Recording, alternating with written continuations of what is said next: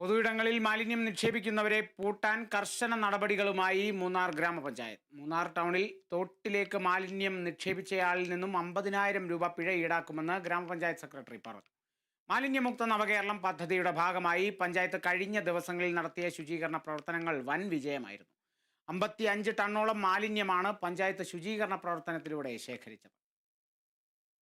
മാലിന്യമുക്ത നവകേരളം പദ്ധതിയുടെ ജനകീയ ക്യാമ്പയിന്റെ ഭാഗമായിട്ട് മൂന്നാറിലും പരിസര പ്രദേശങ്ങളിലും വിപുലമായ ശുചീകരണ പ്രവർത്തനങ്ങളാണ് കഴിഞ്ഞ ദിവസങ്ങളിൽ നടന്നത്.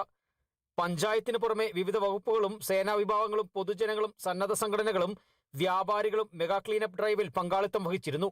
ഇതിന്റെ തുടർച്ചയെന്നോണമാണ് പൊതുയിടങ്ങളിൽ മാലിന്യം നിക്ഷേപിക്കുന്നവരെ പൂട്ടാൻ കർശന നടപടികളുമായി മൂന്നാർ ഗ്രാമപഞ്ചായത്ത് മുൻപോട്ട് പോകുന്നത്.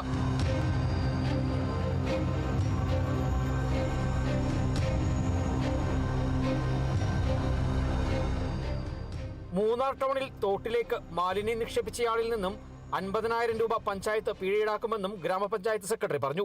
നമ്മൾ ക്ലീനപ്പ് ചെയ്ത പല സ്ഥലങ്ങളിലും അലക്ഷ്യമായ മാലിന്യങ്ങൾ വലിച്ചെറിയുന്നതായിട്ട് ശ്രദ്ധയിൽപ്പെടുകയും നമ്മുടെ ക്യാമറയിൽ തന്നെ അത് പതിയുകയും ചെയ്തിട്ടുണ്ട്. അതിൻ്റെ അടിസ്ഥാനത്തിൽ ഇന്നലെ പഞ്ചായത്തിൻ്റെ തൊട്ട് താഴെയുള്ള ആ തോട്ടിലേക്ക് മാലിന്യം വലിച്ചെറിഞ്ഞ പോസ്റ്റ് ഓഫീസ് ക്വാർട്ടേഴ്സിൽ നിന്നും മാലിന്യം വലിച്ചെറിഞ്ഞ ഒരു വനിതയെ കണ്ടെത്തുകയുണ്ടായി. അവർക്ക് നമ്മൾ 50,000 രൂപ പിഴ ചുമത്തുകയും നിയമപരമായ നടപടികളിലേക്ക് നീങ്ങുകയും ചെയ്തിട്ടുണ്ട്. പഞ്ചായത്തിൻ്റെ വിവിധ ഭാഗങ്ങളിൽ ഒളിഞ്ഞും തെളിഞ്ഞും പഞ്ചായത്തിന് ക്യാമറ സ്ഥാപിച്ചുകൊണ്ടിരിക്കുകയാണ്. പുഴകൾ, പുഴയോരങ്ങൾ, പാതയോരങ്ങൾ, പൊതുയിടങ്ങൾ തുടങ്ങി വിവിധയിടങ്ങളിൽ നിന്നും പഞ്ചായത്ത് ശുചീകരണ പ്രവർത്തനത്തിന്റെ ഭാഗമായി മാലിന്യം നീക്കം ചെയ്തിരുന്നു.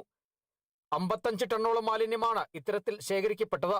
ഇതിൽ 40 ടണ്ണോളം മാലിന്യം പ്ലാസ്റ്റിക് മാലിന്യമായിരുന്നു. ശുചീകരണം നടന്നതിന് പിന്നാലെ പാതയോരങ്ങളിലടക്കം വീണ്ടും മാലിന്യം നിക്ഷേപിക്കുന്ന പ്രവണത തുടരുന്നുണ്ട്.